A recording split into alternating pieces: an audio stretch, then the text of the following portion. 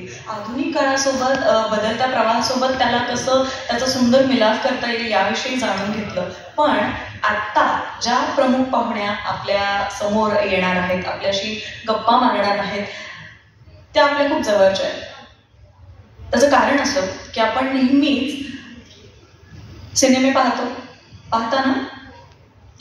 नाही पाहत, कोणीच नाही पाहत. सिनेमे पाहतो, सिरियल्स पाहतो, मालिका पाहतो, नाटक पाहतो, चित्रपट पाहतो आणि ह्या सगळ्यांमध्ये एक धागा असतो जो कायम सुसंगतीनं सुरू असतो, तो म्हणजे वेशभूषेचा, अर्थात कॉस्ट्यूम. तिकडे त्या हिरोने काय सुंदर शर्ट घातलाय ते मला हवंय, किंवा त्या बाईची साडी काय सुंदर होती तशीच मी यावेळेस लग्नाला घेणार आहे, असे भयंकर विचार आपण ती मालिका किंवा चित्रपट पाहताना करत असतो. पण ती वेशभूषा करत असताना त्यामागचं तंत्र काय, ती वेशभूषा करत असताना किती वेगवेगळ्या प्रकारच्या गोष्टी घडत असतात.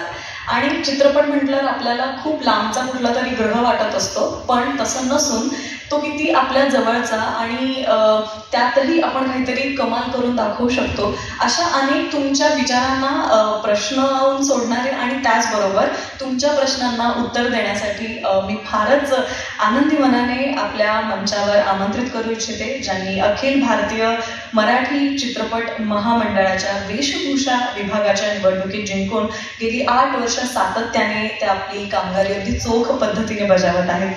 कार्यकारी निर्माती म्हणून, वेशभूषाकार म्हणून आणि वेगवेगळ्याच अंगाने त्यांनी शासनाचे भयंकर पुरस्कार प्राप्त केले आहेत. झी गौरव पुरस्कार सुद्धा त्यांना मिळालेले आहेत. आणि महाराष्ट्राला आणि अर्थात आपल्या संपूर्ण भारताला ज्यांनी कान्समध्ये जाऊन रिप्रेझेंट केलेलं आहे, अशा आपल्या आताच्या या आपल्या चैत्रालीताई डोंगरेजी यांचं एकदा जोरदार टाळ्यांमध्ये स्वागत करूयात. आणि मी त्यांना विनंती करते की आपण रंगमंचावर यायचं आहे.